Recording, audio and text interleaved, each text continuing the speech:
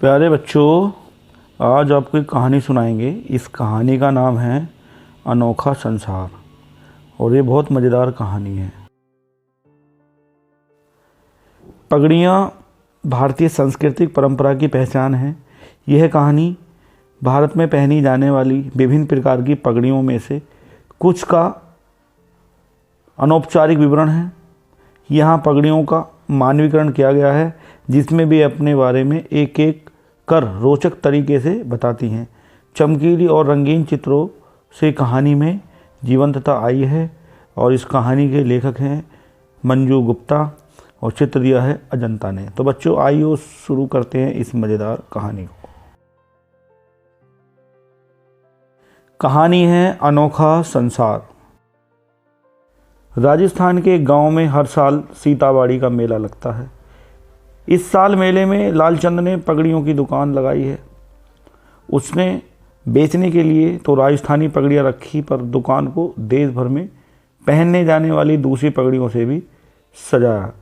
तरह तरह की पगड़ियों की वजह से इस दुकान की बातें सभी जगह हो रही थी, मेले में भी और आसपास के गांव में भी। तरह तरह की पगड़ियों को देखकर लोग अचरज में थे।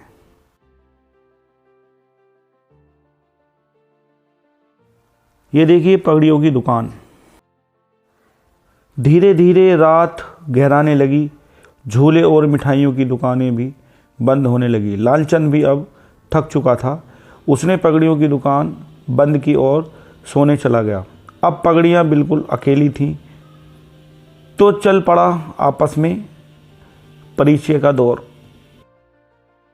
राजस्थानी पगड़ी ने कहा, रंगों से भरी मैं, फर फर उड़ती मैं, रजाओं की आन रही हूँ और सभी की शान रही हूँ।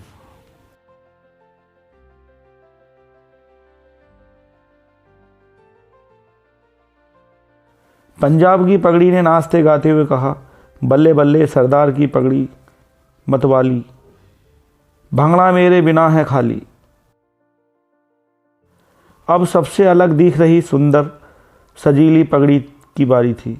उसने कहा, मैं हूँ दूल्हे की पगड़ी, मुझे न समझो अगली पगली। मैं दूल्हे की शान हूँ और बारात की जान हूँ।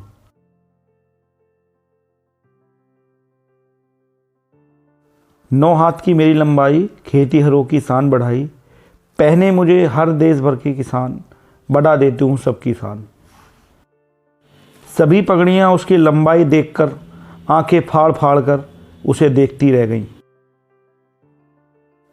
अब आखिरी पगड़ी, जो बड़ी देर से टुकर टुकर सबको देख रही थी, वह मुस्कुराई और बोली, मोटा मोटा मेरा सेठ, तौन निकाल कर जाता लेट। पहचाने हैं मुझे सभी, मैं हूँ मारवाड़ी की पगड़ी। आधी रात बीत चुकी थी, पर पगड़ियाँ अभी भी अपनी बातों में इतनी मस्त थी कि उन्हें समय बीतने का आभास ही नहीं हो रहा था।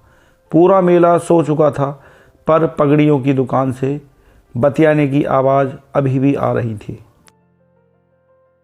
सुबह हो गई। लालचंद सोकर उठा और दुकान का पर्दा हटा दिया। धीरे धीरे बच्चों की भीड़ दुकान के सामने इकट्ठी हो गई। लालचंद, पगड़ियाँ और बच्चे सभी बहुत खुश थे। तो प्यारे बच्चों, आपको अच्छी लगी कहानी? बच्चों, कल फिर हाजिर होंगे एक नई और मज़ेदार कहानी के साथ। तब तक के लिए जय हिंद, जय भारत।